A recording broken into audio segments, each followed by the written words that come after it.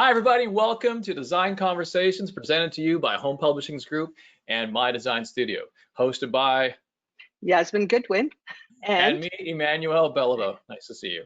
All right, so today Yasmin's coming to you. Yasmin's coming to you live from the offices at My Design Studio, and me, I'm here in my home office. So welcome, and this is the 5th in an 8-part series on the impact of COVID-19 on the design industry. Yes. So how have you been? How has your week been, Emmanuel? I've been great, thank you. I've been really good. I've been very, very good. I think very busy too. Yeah, no, it's been a busy week. In fact, today I had 4 client visits prior to coming to this session, so it's been a bit of rushing and running to get here. Yeah, yes. Taking on a new condo this morning, and we went to template some stone. We had some new doors going into one project, and then referencing a custom steel insert for a fireplace today, so that was fun. And now just settling in to get this done. So yes, here we are. We're episode 5. Episode 5. Who do we need to thank today for this being possible? Yes, well, today wouldn't have been possible without our sponsors, Lixil, which is American Standard, Growy,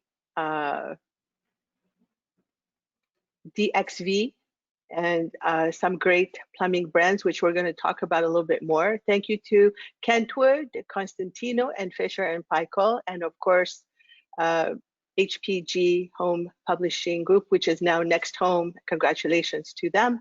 And we look forward to a good relationship moving forward and working with them as well.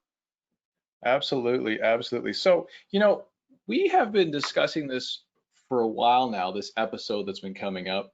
Yes. It's been a topic that's been in the back of our minds. My dad's 96, and my mom is 82. There you go. And so, you know, my parents live in New Brunswick. I don't live close by. They're currently still living in their home. And there's always this conversation of, you know, where is the best place for them, and how do we deal with that? And of course, the implications of the physical environment they live in.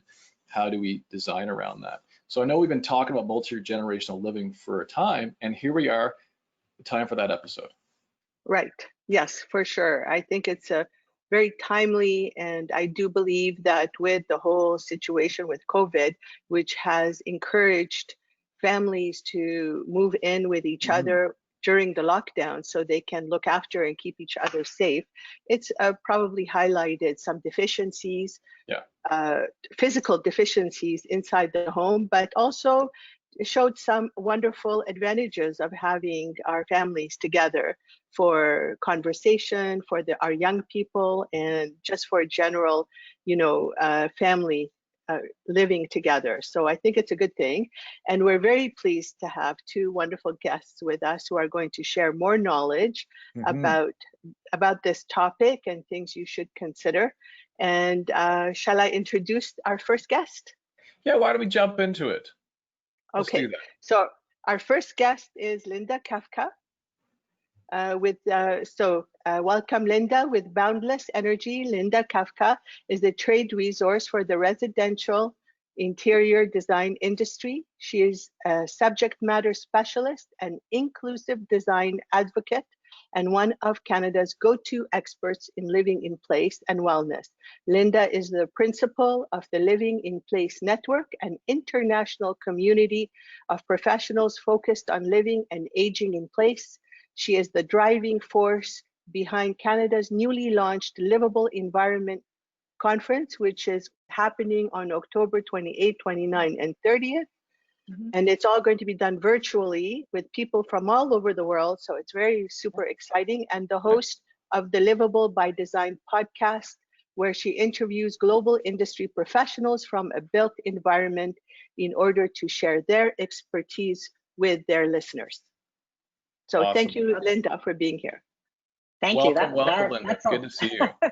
Thank you. That's a lot. That's a lot. I didn't realize but how it's much worth it. It's important. Very to follow up that with Michael, here we go. All right, Michael's design philosophy is the ever-evolving relationship with the spaces we spend our time in.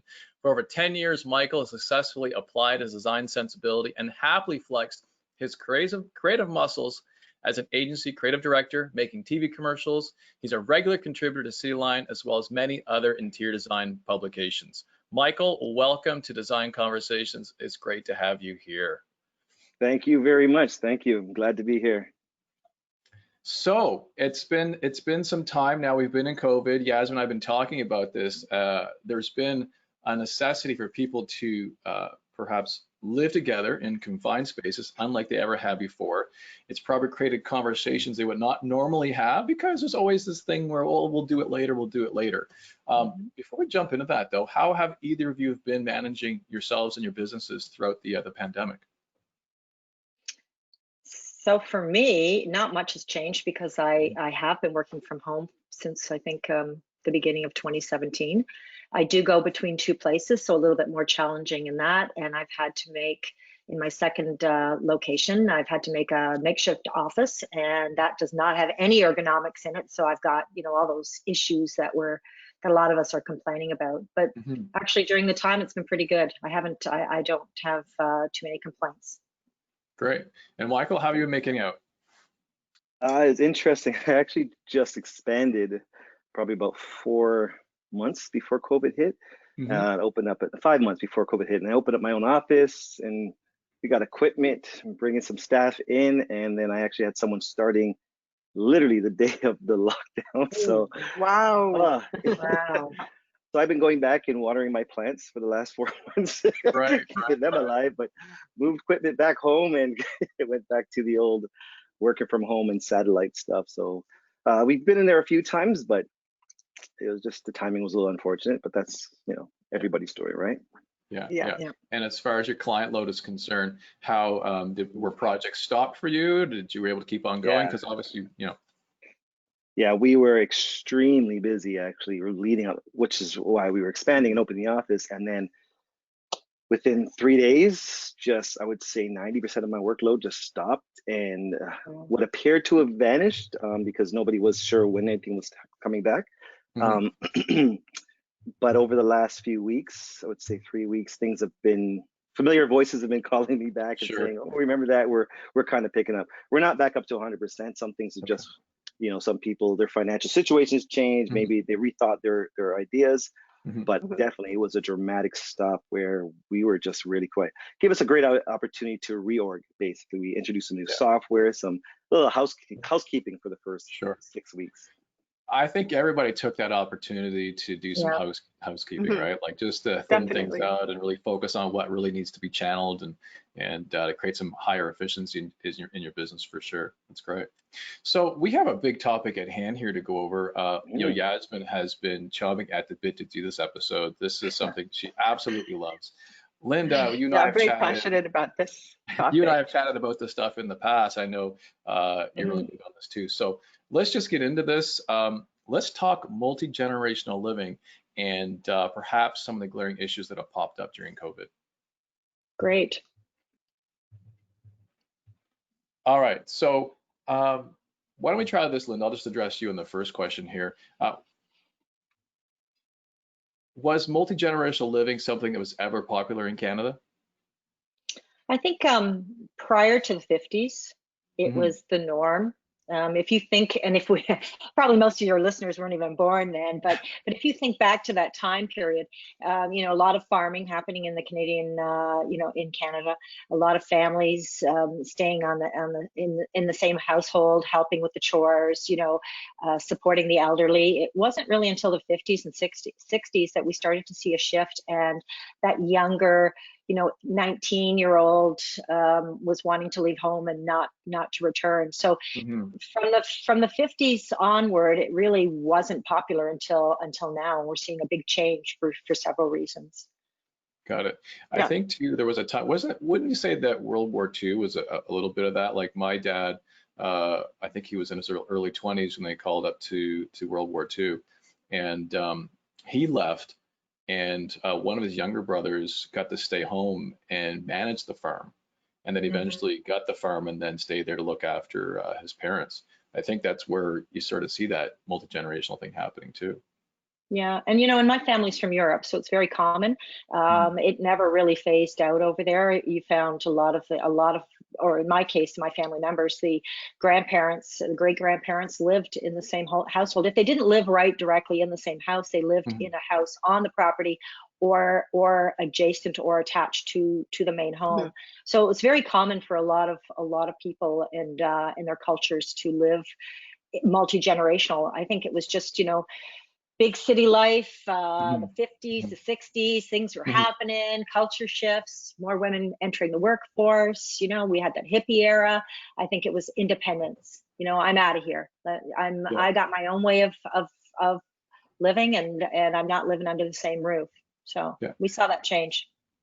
So it's kind of interesting that it's gone full circle now, where people not only are rethinking about living together now because of necessity of the pandemic, but also because they appreciate their existing communities and don't necessarily want to move away. And that's created opportunity to modify the existing residents to accommodate staying in that community. Absolutely. Wow. Yeah. No, I think that it definitely, it's interesting because just even in the interior design industry alone, we see things coming full circle, and and so it's not surprising. There are so many benefits to multi-generational. I think people are looking at it through a different lens today, especially after COVID, and really saying, what, why did we really abandon that, or why didn't we look at that sooner? And so I think there, and when you look at the issue at hand and the benefits, it's really So when you're talking about multi-generational living, just to break it down, that's when you're seeing someone is living with their parents and with their children. Is that the idea, what we're defining it as, just for those who are listening in? Do you know what? There's a variety of different scenarios. That would probably be the most common. So you've got young families. You might have young families with their elderly parents. You may have, adult. In my case, you might find me as an adult as an empty nester with my kids wanting to come back, have a space within my home, and my 94-year-old mother. So you could actually have those adults within that space. But a lot of times it's the young kids with the seniors, and there's a good support system there. Okay, and the obvious benefits to multi-generational living, I think you just mentioned, it's having seniors and some younger kids. What are some of those benefits that might not be so obvious? Well, first, the obvious is I want to just touch on is the fact that it's a cost savings when you think about it. Daycare in Canada, I think you're on average about $15,000 a year. If you're having to live independently in a retirement home, you're at minimum about $3,500 a month. I think my mom's around $6,000 a month because she needs extra services. So right away, that goes without saying.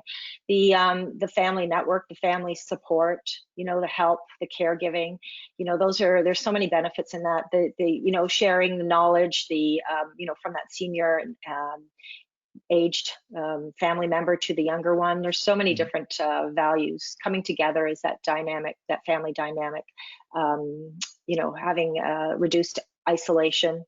So there's numerous benefits to having a multi-generational living. And that lends into quality of life, right? Like just being around loved ones, it's healthier, you heal quicker. There's so much other advantage. Yeah, the quality of life is a huge benefit. Huge factor, absolutely. Yeah. Especially in the isolation that we've just gone through, right? Being able to be with family, bounce ideas off then. I think there's something to be said. They say that, one of the saddest things about seeing people having to retire at 65 out of the workforce, I often hear people say, it's good to have those people around as mentors to young people coming up, because they can pass that information on to them so they can learn things. And so having grandparents around young children is great, because although they're not responsible for primary care, they certainly can provide wisdom to the children. At least that's the way I think.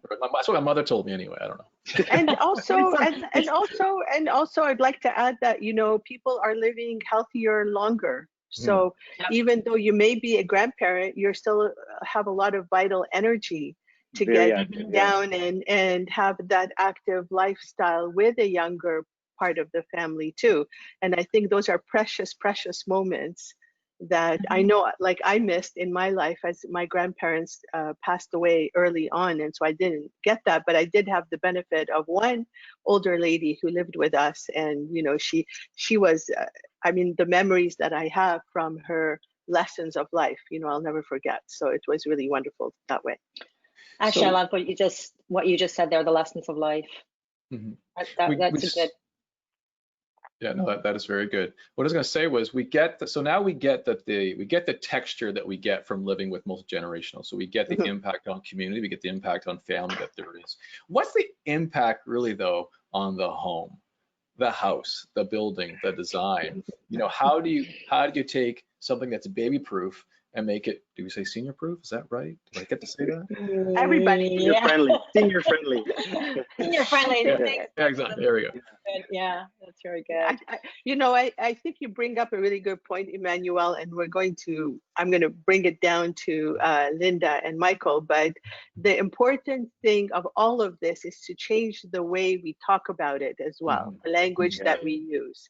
And it doesn't have to be for senior or older people, because there's a lot of young people who have physical challenges as well. And if it's safe for one person, then it's safe for everyone. And I think let's just take the stigma out of the language, you know, and let's talk about how to make it beautiful, how to make it safe and usable for everyone that can take advantage of it. So what have you seen in your own designs? I know you shared with me when we spoke a little while back about a bathroom that you were designing, Michael, and you incorporated some things that made it safer. Yeah, I mean, there's a few projects now, and I bring it up more actively than ever before, where there's things that it shouldn't be. We're trying not to look at them as compromises anymore. You're not doing it because you're making a compromise for someone. This is actually going to be beneficial for everybody. So I'm a big component. I did in my house as well, is curbless showers. I mean, essential. Oh, you have to find a reason not to do it, in my mind, because it should be what you do, because it's great for everybody. It looks great. It opens up our opportunities when it comes to actually tiling, so style, to create vignettes. I mean, a lot of luxury hotels have them, right? And you're walking, oh my gosh, I could walk into the shower. So there's an appeal to it, aesthetic appeal to it that way. A sense of. Is it hard to retrofit an existing shower into a curbless shower? It is a big job, yes, because it requires you lowering your floor line, right? Because you now have to bring the drain down. You have to reposition your drain, right? So you're actually paying. So you're actually opening up the ceiling and the floor, and you're lowering. So it's a big job, but the dramatic effect that it creates is incredible visually. What we can actually use to make this shower is better, and then obviously anybody can access this, right? And it gives. The reason it makes such a dramatic effect visually, because you now are not isolating a space to where you have a shower. So your shower looks twice the size, even though it's the exact same size, which is really great. And you now revisit the need for glass and where you need to put the glass when you don't have a curb. Before you have a curb, you just run the glass across and you put a door, and this is what you just did. You don't have a curb there. Well, why am I bringing the glass all the way across now? My water doesn't go that far, so maybe I just need a glass sheet, right? So it just really begins the thought process to reimagine that bathroom. And other things like grab bars and things of that nature. Speaking of grab bars have also, sorry, Emmanuel.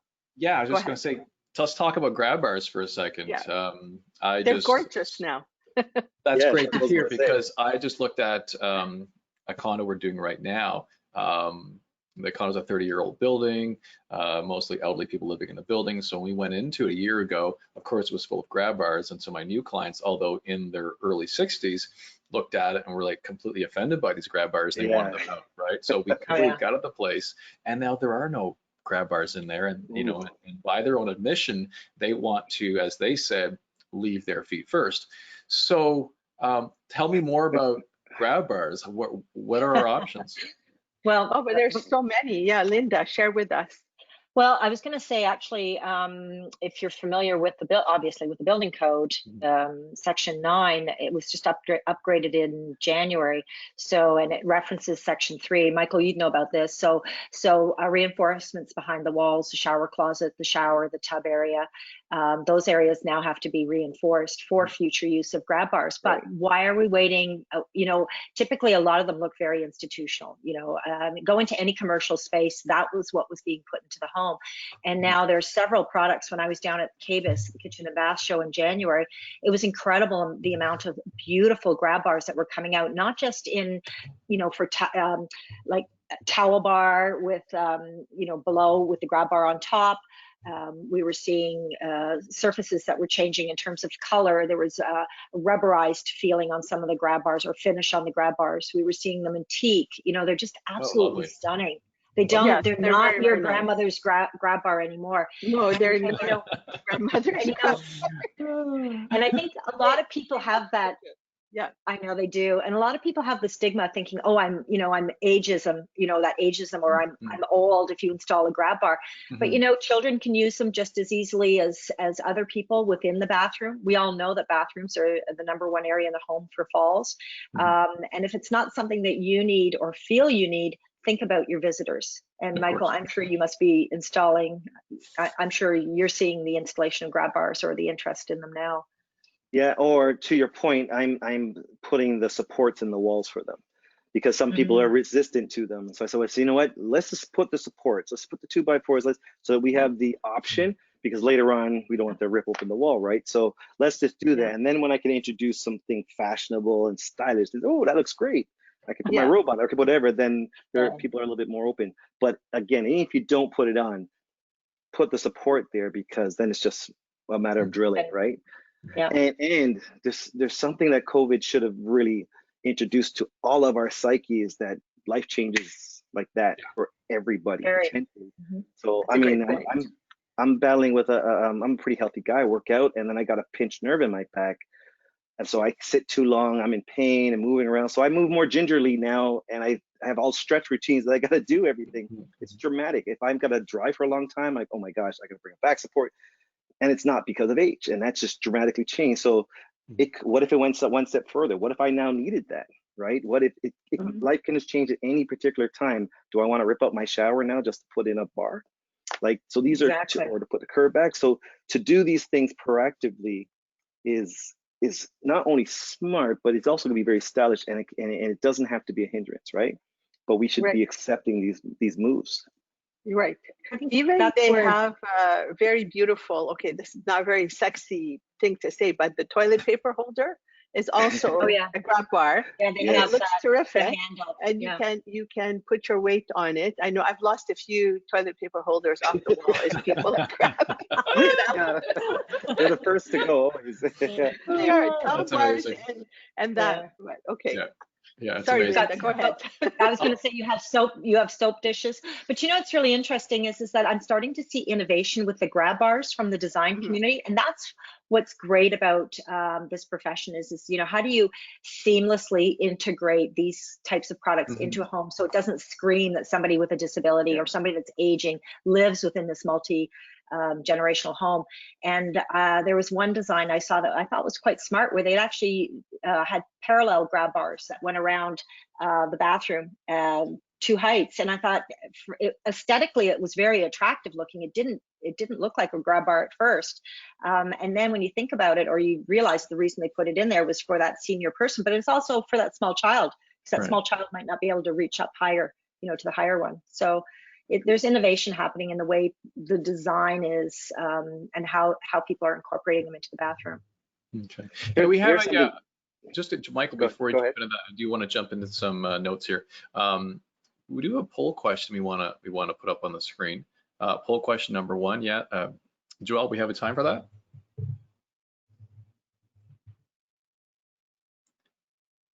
Okay, I can say it. I don't know. Joelle said she has a delay. We have a delay on the call. There we go. So the question is, are you currently, or will you soon be living as a multi-generational family? Please select one. Yes, my parents live with me. Yes, my adult children live with me. Yes, my parents and my adult children live with me. no, or not currently available. So I guess we don't get to vote, guys, but No, everyone I was else just looking at that. listening does. Okay, so I have a chance to answer that. And of course, we'll go through the answers of these poll questions later on at the end of the episode, and we can review who's been listening and what's currently going on in people's lives as it relates to multi-generational living. Now, Michael, you had a comment. I want you to finish that comment. Go ahead. Right. So another thing that I'm doing in bathrooms now, again, that doesn't look like a compromise, is instead of just putting shower heads, I'm putting everything on shower bars, so handhelds. And so, for example, I'm doing a condo downtown right now. We have 2 bathrooms, and even in the bathtub, it's just a shower bar mounted with a handheld right where the shower head could be. But of course, now it's flexible because it's on a cord. So if someone's going in there who's short or stuff, they can drop it. So we don't need to have this stationary shower head anymore. Like, why? Why do we have to have this thing that's you can't reach, you can't turn it, do anything with? So I'm totally omit. Either I have both. So if it's a bigger shower, I'll put a shower head, maybe like a rain head, which is pretty popular right now.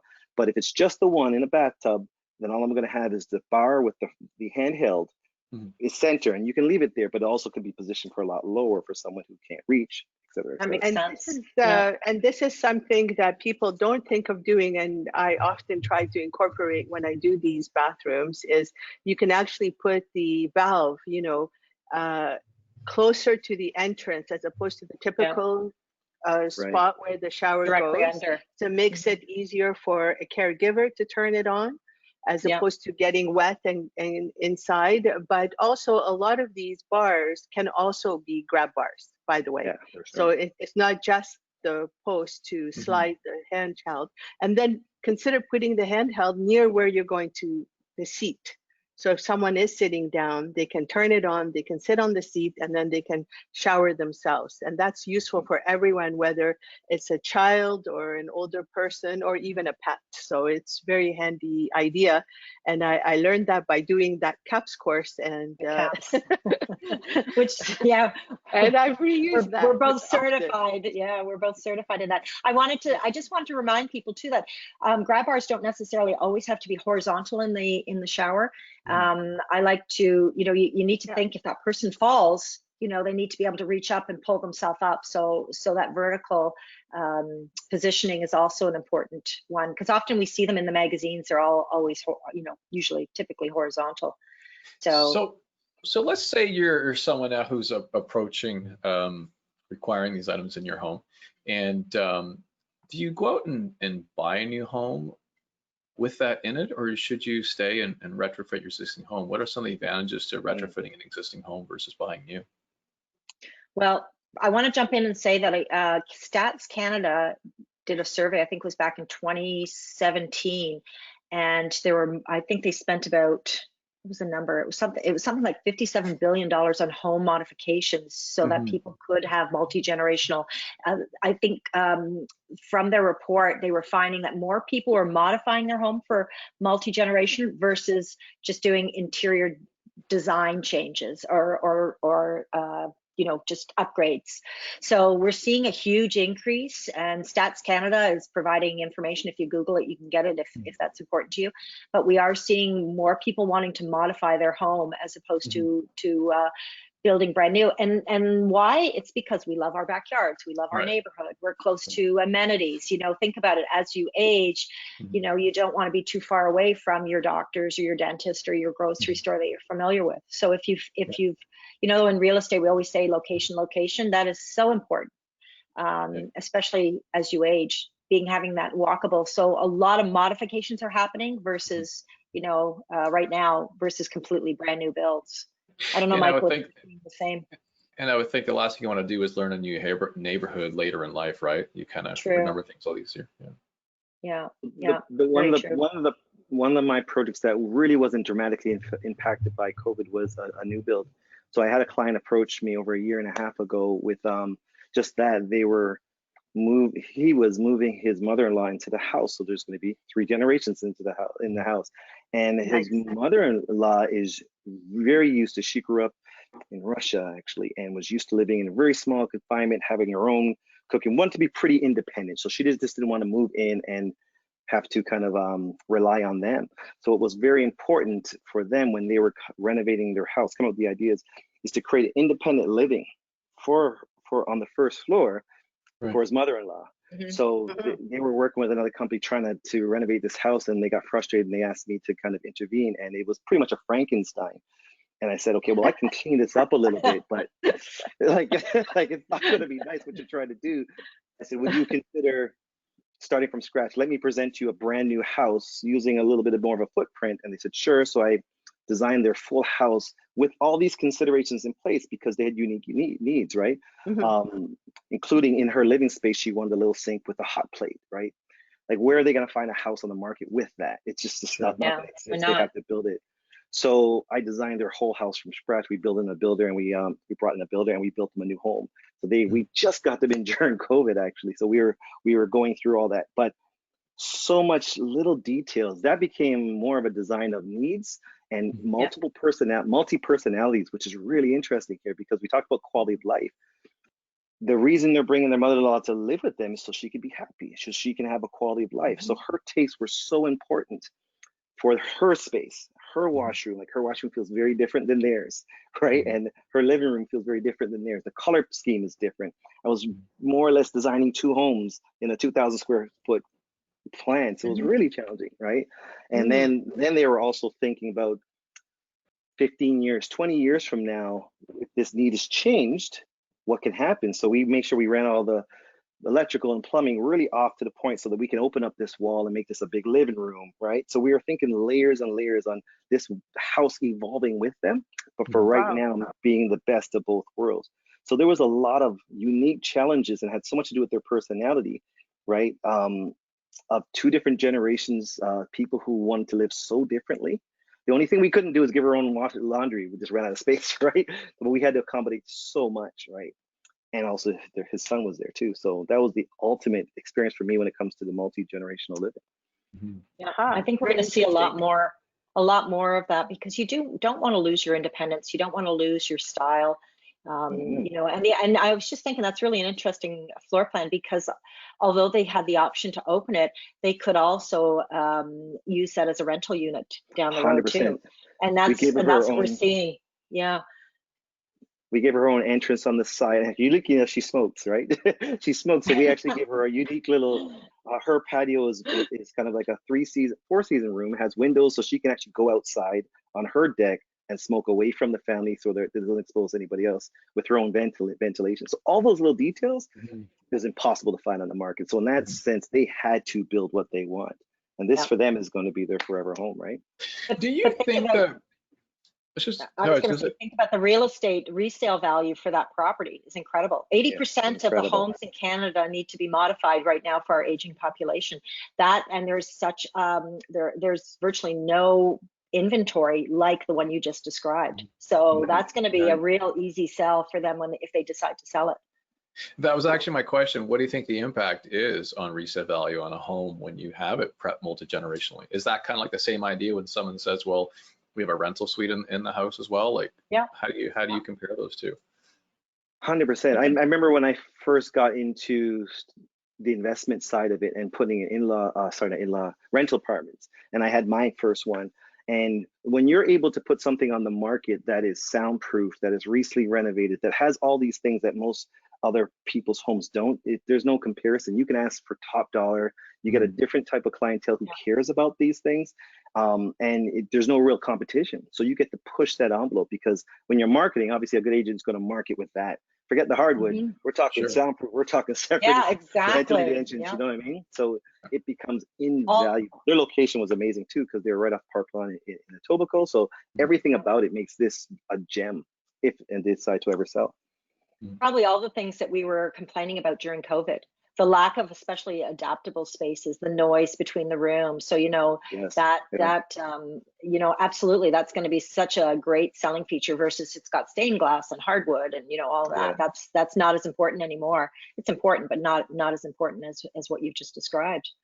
So what I hear is what's a theme that I've been hearing, we're in episode 5. I'm starting to hear that when we have the conversation as interior designers about form versus function, I feel like COVID-19 has really, really made us take a hard, good, long look at function over form.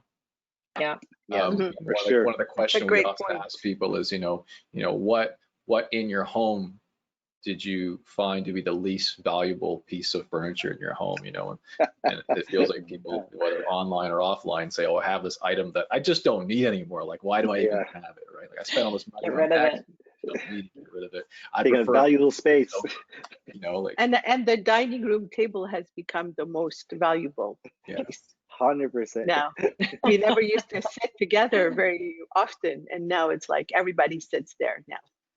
So if you are someone who is building homes, if you are a person who is perhaps flipping homes, can you recommend anything that they should absolutely do to at least steer a home into the direction of being available for someone who is multi-generational living?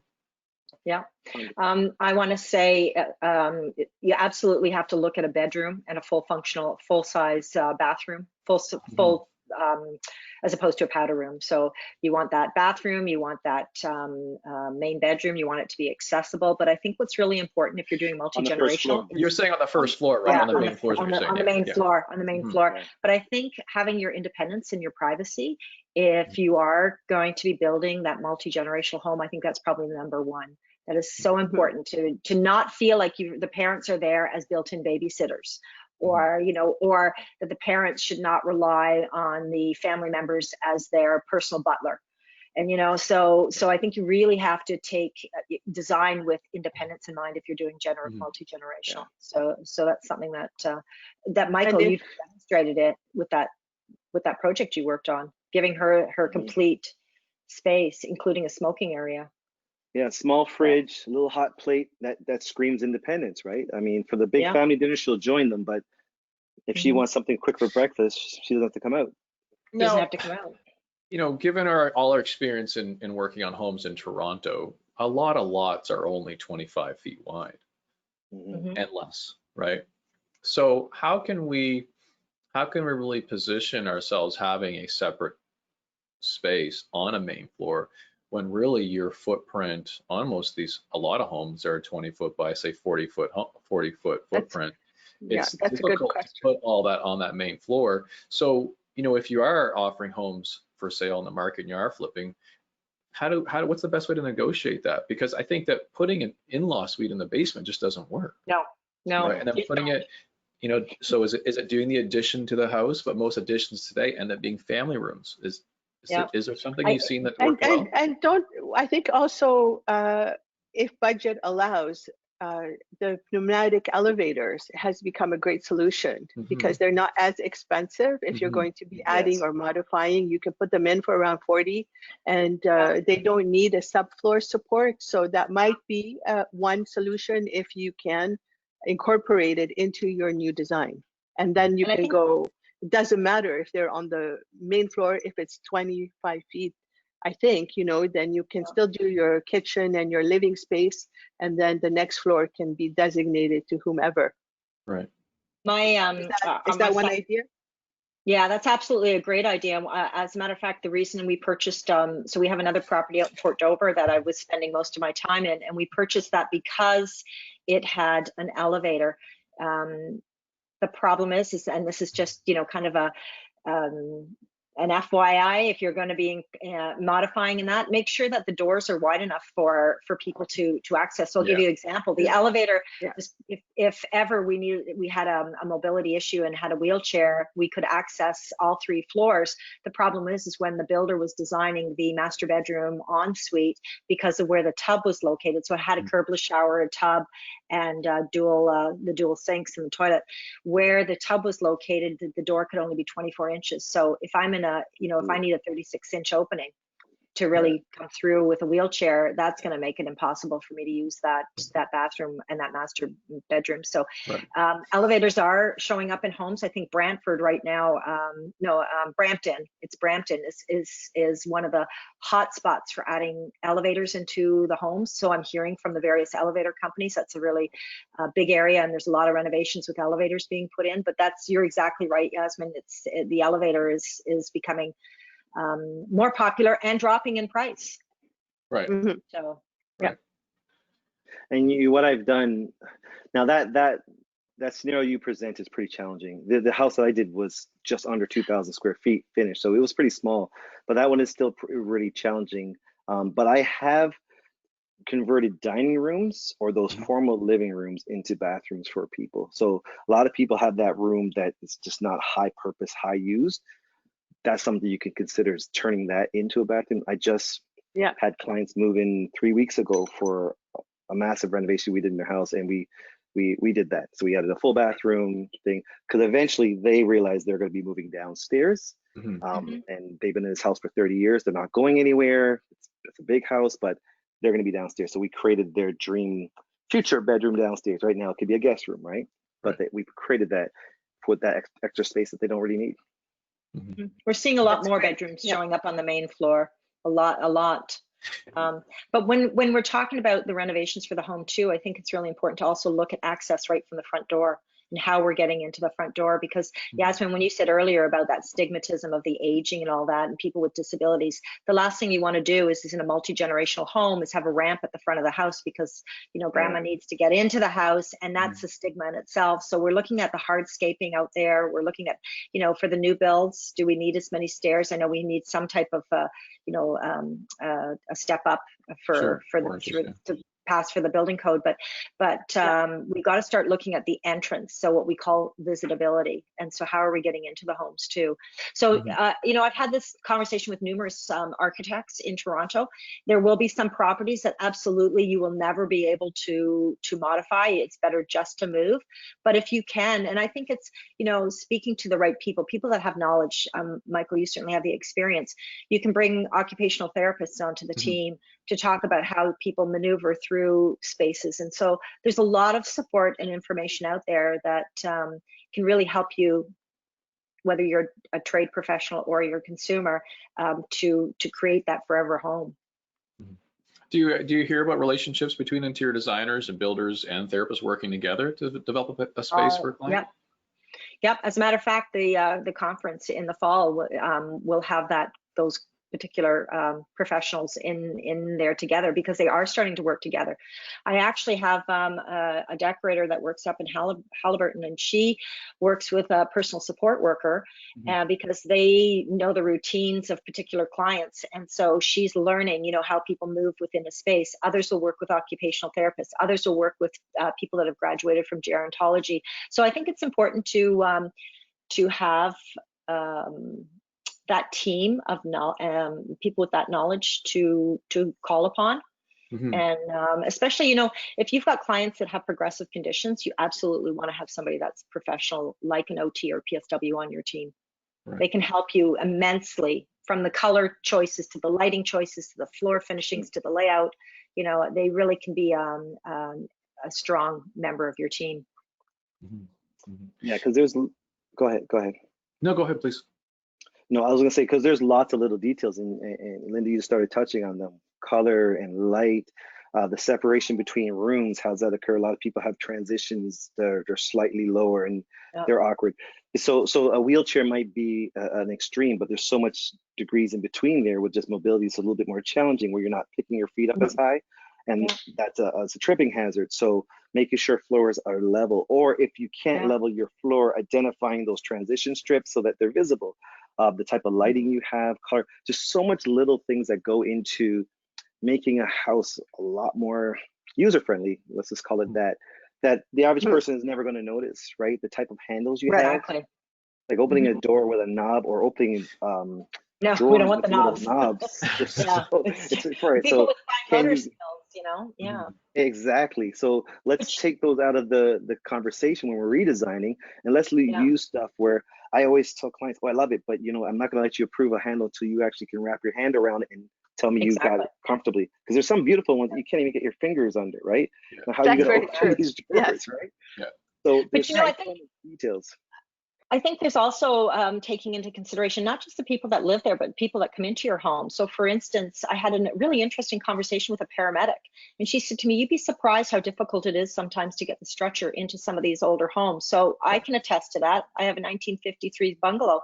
The hallways are extremely narrow, and there's no way they're getting a stretcher into the room. Now, I don't want to, you know, design a home based on can the paramedic get in or not, but think about that. Think about the delivery person that's bringing in your appliances, or the person that's delivering your furniture. I mean, it might be that pregnant, individual and having to carry that laundry basket. As the more times we have to shift our body to accommodate ourselves through spaces, the more challenging it is. And I've always believed that our spaces should adapt to us over our lifespan versus us adapting to our space, and if you really take a look at how you yourself have lived during COVID and how you've had to modify your own behavior to access spaces or to live within the space, you'll start to see that that we need to change and design our spaces, not from a aesthetic perspective, but more from that functional perspective. And so, actually, you don't have to sacrifice one for the other. Frankly, you can. Exactly. You can still make it look fantastic. Well, that's the job of a good designer, right? Is to kind of take that problem. So and make it always use a professional. Always use a professional. Always hire a professional. Don't try this alone. Don't try this at home by yourself. No, you will make a lot of mistakes if you. There's so much to consider when we talk about people that are tall in stature, short in stature, people that are size, smaller, weighted people, ergonomics within your space, your multi-level counter heights. There is so many. Michael, you were so right when you said the details. And so if you're taking this on your own, you're going to have a lot of challenges, and you're going to discover only after the fact the mistakes that you've made. So we've been discussing multi-generational living. The assumption is that we have parents, then we have children. What about people who don't have children? How does preparing for multi-generational living, how does that impact them? That's actually an excellent question, because there's a lot of people that don't have family. And so what we're seeing is the co-housing becoming more popular. And so you're seeing individuals that might be of the same age or might not be. My best friend, her and I have talked about co-housing since 1989. She's I think she's at least 12 years older than me. So I kind of, she hit senior before I did. So we kind of checked the boxes off on multi-generational. But I think that we're going to start to see more of that co-housing within that. So sharing the expenses, pooling your money to be able to have that forever home, be able to renovate it, share the amenities. I don't know if that's, if you're seeing the same thing out there, but it's definitely on the rise, the co-housing. Well, I would say that the co-sharing is definitely, this is another topic, and I won't go on another tangent on it, but obviously the cost of housing in Toronto has actually forced a lot of people to get into co-housing scenarios, whether it's through laneway development or whether it's through creating duplexes or triplex with existing bigger homes. Multiple families coming in together to bid on one property is definitely something that's happening in Toronto for sure. We do have a poll question number 2. I want to get to that. After we do poll question number 2, Yasmin's going to talk a bit about our sponsors, and then we're going to jump into our favorite segment, which we call our rapid fire questions. So before we jump into that, let's go over our next poll question. All right, have you or are you thinking about modifying your living space to accommodate multi-generational family living? Yes, I have modified my living space. Yes, I'm thinking about modifying my living space. No, I will not be modifying my living space, and not available. So this is a great question. So it gives us an idea of whether or not people are going to be staying in their homes, if they are looking forward to staying there, or perhaps they're going to downsize into something, or whatever the different intentions are.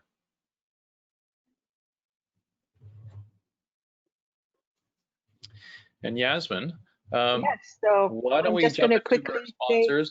Yeah. So special thanks to our sponsors, Constantino, Fisher & Paykel, Lixo Group, Kentwood, through Metropolitan Floors.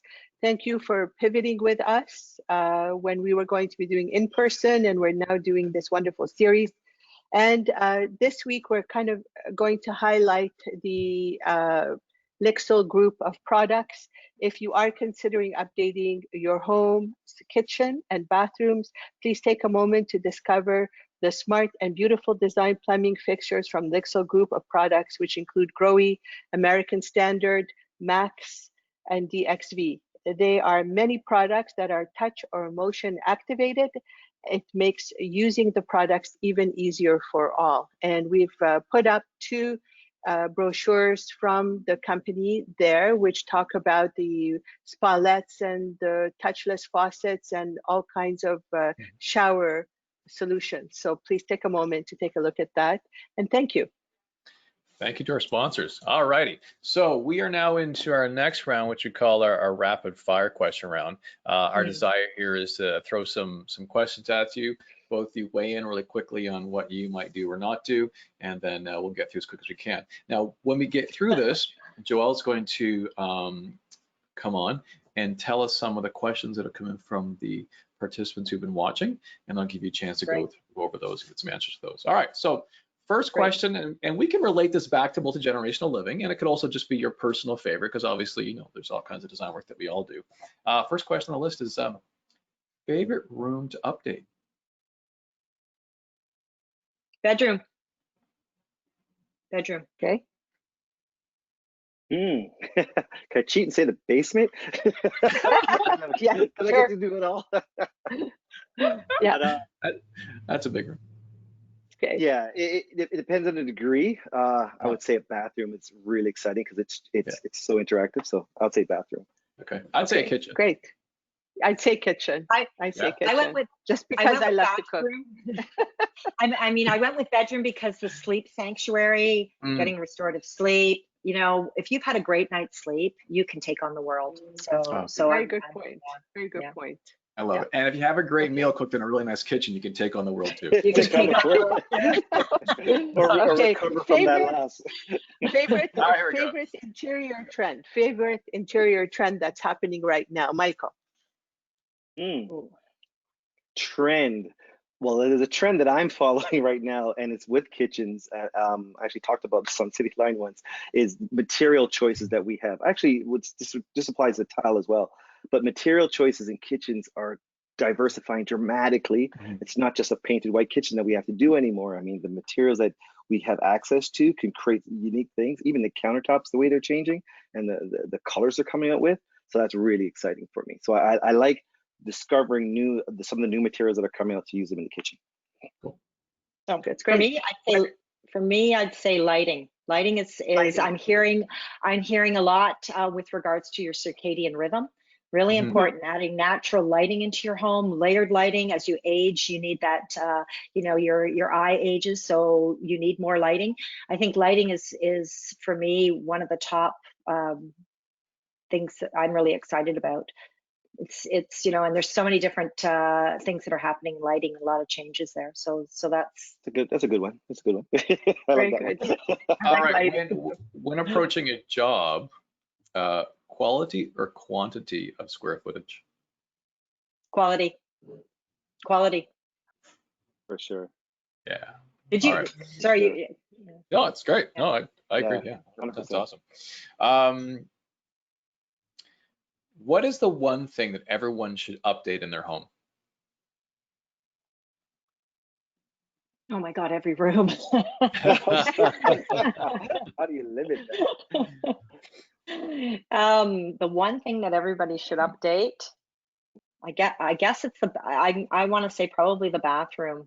Right. If you haven't done it already, the bathroom. That curbless shower, just go for it. Sure. Absolutely. Yeah, great point. Not related to today's conversation, but I think would be their color palette.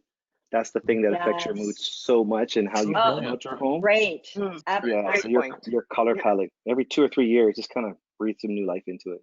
And tell me it's not going to be gray.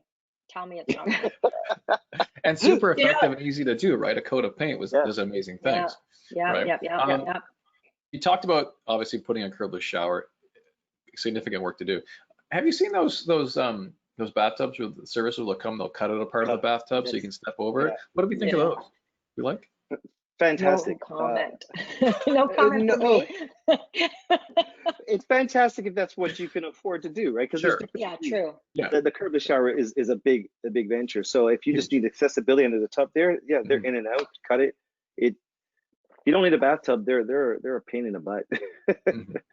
I got rid of mine. Everyone said to me, "Oh, it's going to affect the resale." You know what? I'm not worried about the resale. Yeah. I have to live here, so I got rid of mine. Yeah. We have no bathtub in this house. If I went into it, I couldn't get out of it. So just to kind of elaborate, so in case people don't know, is that the company will come into your existing bathtub and they'll cut a hole in it, cut a hole in the wall, and they'll finish it. So now it's no longer usable as a bathtub, but you can now walk in and you have a walled shower basically. So they convert and it's really quick. Overall pretty reasonable, and it's done quickly, like you said. Yeah, it's a good interim solution if you need that, for sure. Accessibility. Yeah. All right, so obviously noise can be an issue when living in a multi-generational home. So what's the best way to control noise? I put soundproofing a lot. When I'm doing basements, I soundproof it. It's at least the soundproofing installation. It's not 100% soundproof, but I put them in walls between bedrooms. If I talk to the insulation do you use, Michael? The Roxol. The Roxol. So it's quick, it's accessible, it's easy. I gently suggest it to between the master bedroom and the kids' bedroom. Let's put a little soundproofing in there, just because privacy. Last thing you want is conversations at night. So it's so inexpensive to do, and it's so effective. So at least a layer of soundproofing. I try to use it almost everywhere. And it's also a fire retardant. Yes, very good point. Which is a big benefit. Yeah. And if you can't do for any reason to that extent, we've got a tremendous amount of acoustic panels that are out there now that really incorporate, we look to what they do in the commercial sector, and there's so many great products out there, but acoustics is big top of mind. And how are we addressing that within the home? But you're right, that could drive you crazy if you're trying to have quiet time and you've got either a rental or your family members the other side making a lot of noise. All right, for the sake of time, video games. Yeah, for the sake of time, we want to video games. We want to get to our participant questions, but before we do, one last rapid fire question is, what has this industry taught you? So if you could talk to your 18-year-old self about this industry, what would you tell yourself? Collaboration. Collaboration. I think we need to start collaborating. Don't be afraid to collaborate. We used to always see it as competitive. I think we need each other. We need each other, especially because of COVID. Yes. For me, it's find and latch on to a really trustworthy, good contractor and don't let them go. Oh my gosh, because they affect my career dramatically. So really good work. I got one for you if you need one. Okay. Someone who sees your vision and actually helps you implement it, not tear it apart, right? Exactly. All right, Joelle, do we have some questions from our participants we get into? There is a bit of delay, so we'll let her get in. There we go. Okay. We do, but I know that it's 4 now, so I didn't know if you wanted to wrap up before I get into that, just in case for anybody that does need to sign off. All right, well, time does fly when you're having fun. And so what we're going to do this was the fastest hour ever, honestly. I really think it was, obviously. And we didn't even scratch the surface. I know. So we have so much more we could talk about. I know. All right, so obviously, you want to get to all the questions of the participants, but for those who do have to go, we want to thank you for being here with us for this whole hour. We want to thank Michael, Linda, for participating with us here in the Design Conversations. And Michael, what's the best way to reach you, whether it's Instagram or a website? Yeah, Instagram, website. Just remember, my name is spelled E-A-L. So as soon as you start typing Michael and you do E-A-L, you're probably gonna find me really quick.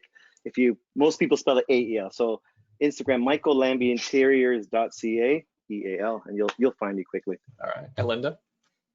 I think the easiest is on the livablecanada.com website. You can spell livable both ways, L-I-V-A-B-L-E, Canada.com.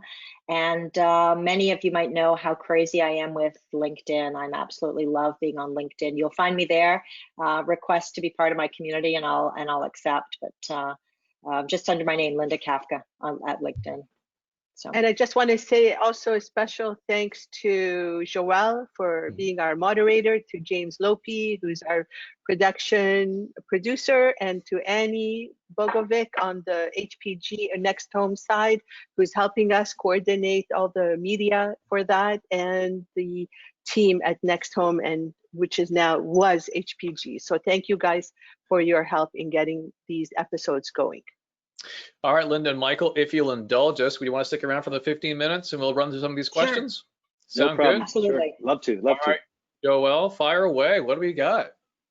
All right, I'm going to share the results from our polls also. Yes, so for anybody that's still listening, I can let them know how everybody answered. So our first question was, this was the results. Are you currently or will be soon living? Okay. Oh, we lost your voice. Oh, lost your sound.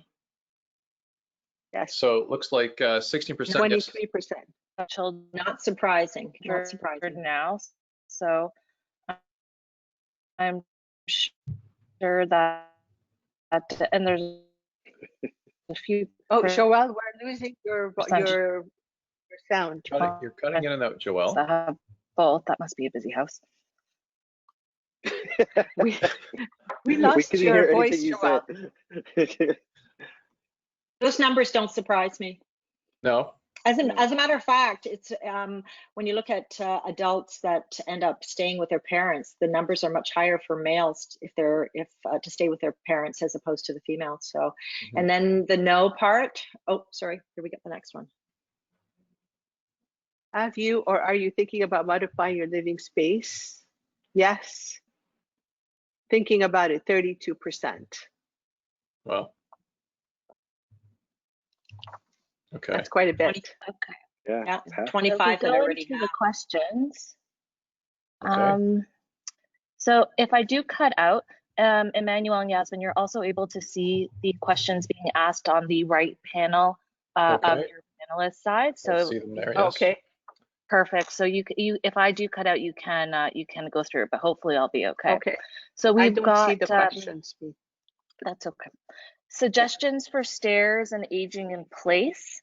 Marnie asked a question. Are stair lifts the only option? Not sure we have the budget for an elevator. Stair lifts seem to be one of the more popular ones, the popular option if you don't have the elevator. They're not, I personally would rather have the elevator, but the stair lift is really about the only thing that you can do. I mean, there's a lot of European products that are being developed now, but they haven't come over into the North American market. So I think that's what you're looking at, elevator or stair lift, one of those two. Okay. Okay, great, thank you. And then I've got, Matt was asking, what industry credentials should we look out for when choosing a designer for a bathroom, say a bathroom redesign? And I know this one is a little bit difficult to answer, but what is the cost range for a design, not build, consult? So maybe keeping in mind, obviously that there's there can be a big price range there. So do you mean like just creating the design of the floor plan and doing all the specifications? So there's two parts of the question. Okay. Yes, there's two parts of the question. One is what credentials should someone look out for when choosing a designer? And when it comes to just paying for the consultation on the design, not the actual build at all, just the design part, what type of range should somebody be looking at from somebody who obviously is a reputable person with the right credentials? Right. So that's a tough question because I would be quick to say you'd be looking for a designer. You'd probably want somebody that has gone through some kind of formal training of interior design.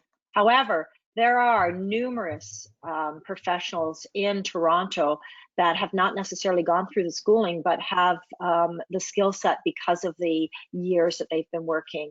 So it's tough I wouldn't necessarily say just look for the credentials. I think you're going to look at several factors besides the credentials. You're going to look at the years in business. You're going to look at the kinds of projects that they do. You know, if they have an interest or knowledge in aging in place, living in place, I think that adds value.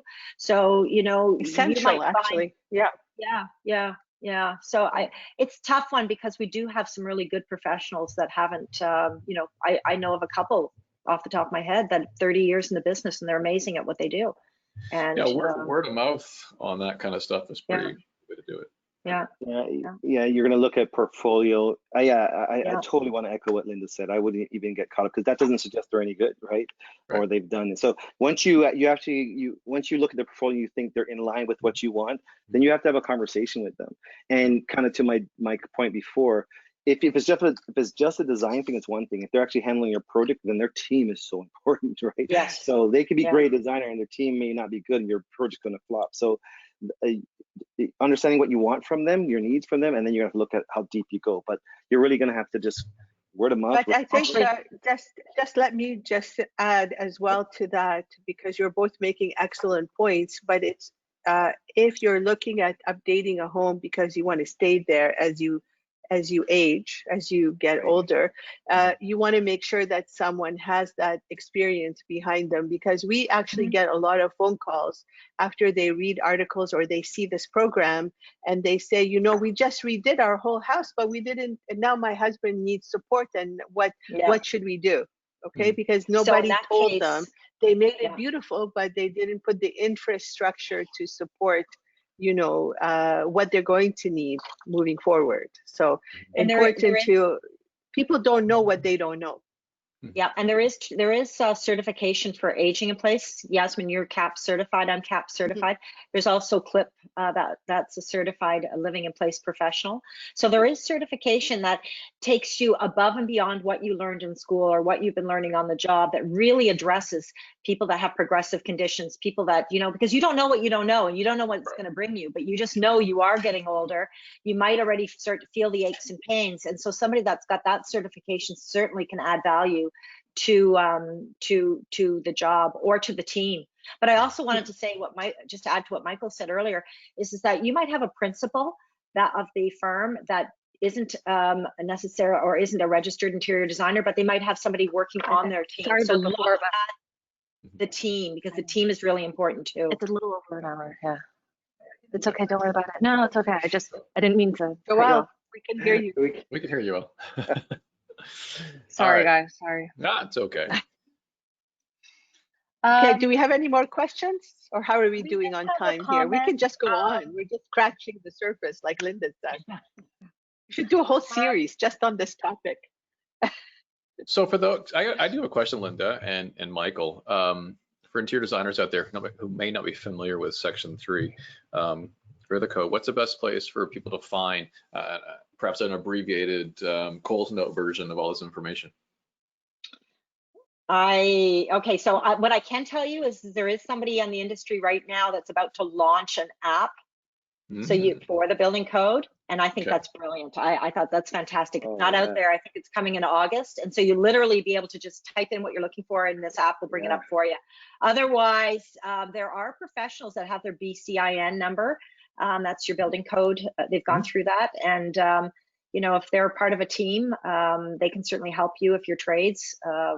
I don't know, Michael, how do you do it? It's that big thick book with lots of sticky notes in it that you're referencing all the time. I rely online. I'm just specifically referring to you know, proper locations for grab bars, proper reinforcements behind the wall, stuff like that. Is there a shortcut to find that kind of information? It's in Section 9 of the building code. Accessibility is not really addressed to the extent it is obviously in the commercial world. So it's a lot more challenging, and that's why you know, we're seeing more and more of these discussions happening to help each other, because it is not, there are certain things that you have to do, but for most part, you know, those wider, you know, there's not enough in there.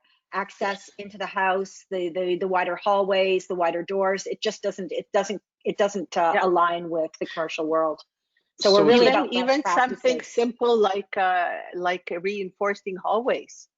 Yep. You know, you don't think about it, but you could actually reinforce the hallways for future grab bars or handrails along the side. Yeah. And you can incorporate that even with your kitchen design or your hallway. There's so many things that you learn along the way that someone who's investing the funds to update their home can take advantage of to make it a forever place for them to stay. Yeah, a lot of it is just doing it right. It's best practices, and so you know, it's not driven by the code. Accessibility in the residential sector is not driven by any That's code. what I was just going to say. I was going to say this really is a can-do situation, not a must-do situation right now. You know, I feel like it's one of those situations where when it turns into a must-do situation, there's going to be a huge impact on a lot of people who, from a design perspective, are going to feel handcuffed in what they have to do. Design-wise, right? So, you know, but it's changing. It's changing. You know, the National Building Code is changing. If you look to Australia and see what they're doing there, every home is livable in Australia, and it was mandated through the building code there. It's, you know, it's not going to happen for several years here, but if you want that to be your forever home, then you do the right thing, you know, and think about or work with a team or hire those professionals so you can stay in place. Because look at the alternative. You know, $6,000 a month in a senior's home. That's like, you know, who wants to spend that kind of money? Especially after what we've just gone through with COVID. Yeah, what I hear here is a couple different conversations happening at the same time, right? What's the impact of building a house solely for resale value? What's an impact of building a house solely so you can say that multi-generationally? How do you live in a city like Toronto where you're constantly having increasing costs for that housing goes up and up and up. And at the same time too, you're seeing the sizes of bachelor apartments get smaller and smaller and smaller and smaller. So how do you say, okay, we need bathrooms to be X size when we're allowing major units to get to a certain size? So there are some things that go up and down as a give and take, and it sounds like it's an ongoing conversation that needs to keep on going for sure. Yes, and that's why we need to keep on talking about it. That's why it's a design Joelle, were there any more questions? No, I think you guys kind of went over everything that everybody was asking. Amazing. So all right. Now, just for everyone who is still on the call, I know there are many who are on here still, just to remind you that there are some handouts available that were given to us by Linda and Michael that you can grab as well and download. So by all means, jump into those. And I think we're 4:13. We're at that point. Anything else? Does anyone have any last words? It's an ongoing conversation, and you know, and so you know, that's launching Canada's first conference, Livable Environment Conference, is addressing this. And I know you have a lot of consumers that might be listening, and normally it would be a trade only, but because it's virtual, we'll have that opportunity for the consumers to come into it. But this is not just a conversation here in this small group. This is a conversation in Toronto, in Ontario, right across Canada. It's a global conversation that's happening out there, and I think it's really important. At some point, it will affect you, and it's, you know, you need to at least bring yourself up to speed with some of the things that are being talked about. I think it's really important. You know, like I said earlier, we need our spaces to be designed not from an aesthetic perspective, but from a functional perspective. And you know, and the trades really have a big responsibility in that, and so do the consumers. So, you know, I think my parting words are, you know, we need to stop designing from purely an aesthetic perspective and start to think about us, the humans, and none of us are Leonardo da Vinci's, you know, the perfect man. We're all different from our physical being, our cognitive. You know, we all have 1 in 5 Canadians has challenges with activities of daily living. This is a disability. My reading glasses are a disability. So I think we just need to be cognizant of all of this, and really, how do we change our environments so that they function better for us? And then leave that, you know, and then when we leave those environments or those homes, we leave it for the next person to enjoy. Michael, you're doing good things building them that way. Thank you. And I think, and it's a learning process for me, and it's coming from conversations. So I think going back to that, picking your design professional, be encouraged to if you're working with someone who's having these conversations, like who's physically walking through a space and talking about future and present. So be encouraged that these are conversations that they're talking about, and if they're not, then you make sure that you're talking about it, because again, we're not designing for today, we're designing for the pre-sale, like that. And then you guys are going to learn and grow together, and maybe that might be between the two of you deciding, let's bring someone on who's going to do a consultation just on this and whatever your particular needs are. But that has to be a conversation between the two of you. And if you have that conversation, that's someone you're going to work with. That's great. That's a wonderful way to conclude our session today. Sorry, go ahead. Sorry, Michael. Other than someone who just wants to come in and put their imprint on your space. I mean, that's no longer the goal. Like I said, we're going to make it look good. Don't worry about that. Let's just kind of work together and make it good. Yeah, that's the old way. That's passé. People don't want that anymore. Just come in and buy that look. I want to buy that look. Oh my God. That's not. Absolutely. Yeah, I tell my clients all the time, I'm of service to you. That's how this works. I'm of service to you. You know, the lucky thing is that there's a lot of opportunity between lighting, finishes, colors, textures, technology, all kinds of products and professionals out there that can make your home feel safe and livable, no matter who you are, no matter who's coming to visit you. So if you are going to be doing some updates to your home, before you spend the money, think it through and make some good choices so you can enjoy your home the most. Great advice. All right, so to everyone here, I just want to throw one thing out there. The cool thing about Toronto is that from a multi-generational perspective, and this is a little selfish plug, but upcoming episodes, laneway development, streets, awesome opportunities for multi-generational living, how to have the in-laws or maybe the kids closer, but not in the same home. Anyway, we'll get to that later on in future episodes. From the team here at Design Conversations, we want to say a huge thank you to Linda and Michael. Thank you so much for your time. Thank you for sharing with us all of your information. It's always a pleasure to have Design Conversations. Thank you. Thank you. Guys. Bye.